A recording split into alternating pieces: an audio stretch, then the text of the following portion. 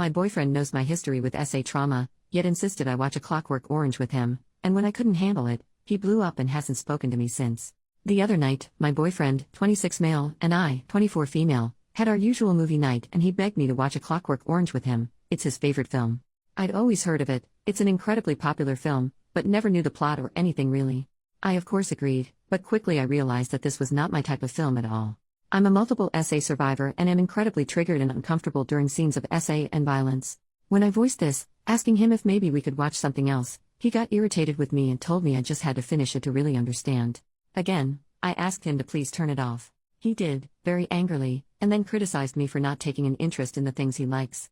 I found this to be incredibly unfair, as I have always gotten involved and excited about the things in his life. He continued to insult my intelligence and lack of understanding of the art of the film, and I just left it at that.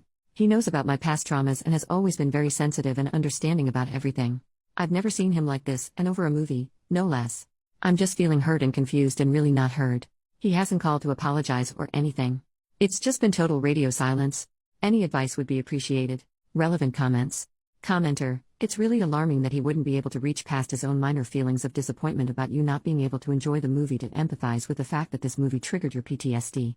I mean, everybody knows Clockwork Orange is freaking intense. Parts of it are downright repellent. I mean, think about it. He showed a movie that depicted SA grotesquely to an SA survivor.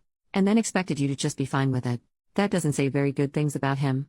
You are well within your rights to expect an apology for his apparent behavior here.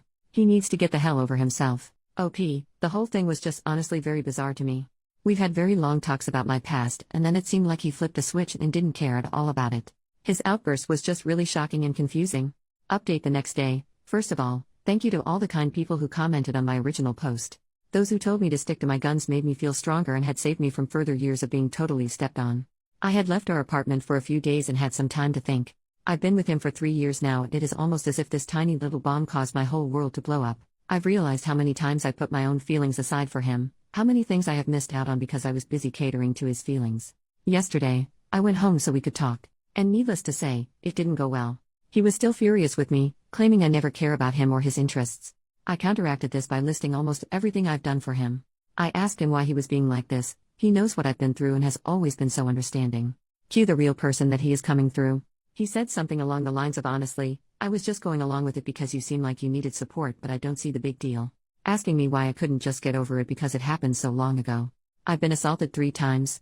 Once when I was 10, again at 16, and then again last year.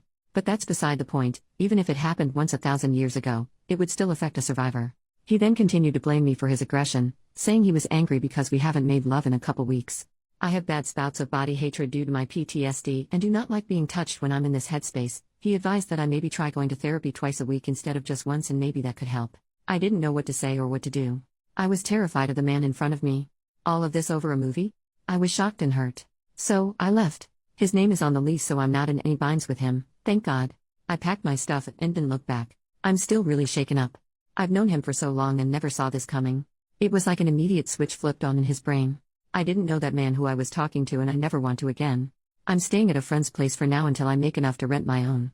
Very thankful for my steady job and even steadier friends. Just needed to get this off my chest, I suppose. I haven't really told my friends the extent of what happened. I don't know why. Maybe I'm embarrassed for wasting all this time with him. I don't know. Thank you all for the support. Thank you for reading less than 3. Edit, someone commented, and I now see the timeline seems a little murky.